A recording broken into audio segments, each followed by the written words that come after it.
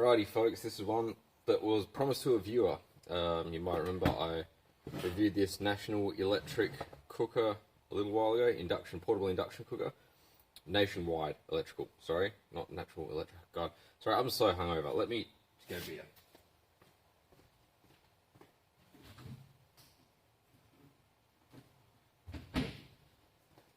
And there's a bit of background noise because I've got these new adjustable lights, as you can see. You can actually see the reflection of them. That'll turn all the way off.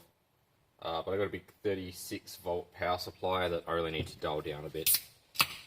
Otherwise, yeah, I had a big night. It's nearly 2 PM. I'm still feeling rough. Hopefully that'll help. But we had a viewer ask about how I think the induction element in this is a bit off-center, and I'm wondering what you could do about that. Now, full disclosure, you should never open up a appliance unless you're licensed and trained to do so. These plug into mains, which means they will kill you. This is a glorified danger noodle. I do this basically for a living. I deal with mains voltage all the time. I have been electrocuted a few times, even on this video actually. Testing the Mars Hydro, I think it was. I touched the LEDs that were supposed to be coated and went whoop, that's a no. That really hurt. Actually burnt my skin a bit, but there's a few little things that you do learn over the way, such as not making contact with anything metal, like I've got metal just here, only ever using one hand when you're touching something, that sort of thing. That being said, still just best not to do. What we're going to have a quick look here at is if you can easily move the coil so it's a bit more centered, what sort of fan it's got in case you might want to replace it with something that's also high airflow but quieter. And as you'll see, what they always do is the old, oh, have they? What's under here? There's normally a screw there. No, alright, there is no void warranty screw, that's handy. Ooh, neat. So, that is an interesting design. So that's the glass element, or the back side of it. That's thermal paste. You'll see here, that is a small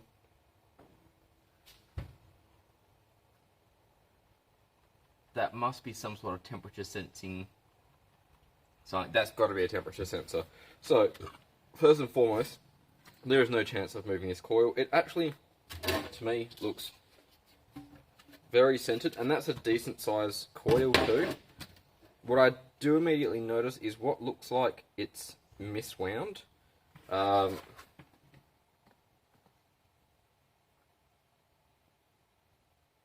Yeah, I don't know why that might be. I don't know.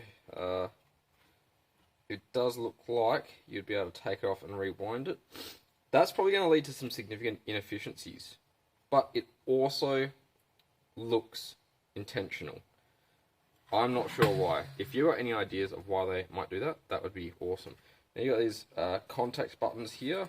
They're just your normal touch sensors, your LEDs, two fans. They look like standard 120 mil or so. Nope, turns out I can't eyeball it for shit. They're 80 mil fans. What do we got? That's the controller, little 12 volt. What do we got? Mains coming in. That's a strange design. It is fused, which is good. Fan straight off there. Your beeper, microcontroller, 12 volt transformer. Oh, okay, and that will be what's rectifying it there, I'm guessing. I don't know all the parts off the top of my head. And then we've got, this obviously is the coil controller. So it's relayed and fused, and there's some interesting parts here. So the voltage is going to be stepped up, I believe. These are rated for 600 volts or so, and there's a lot of warning signs. The relay to cut it on and off based on the microcontroller. Whatever these things are, these 10 microfarads, so these are capacitors. 8.6 microfarad.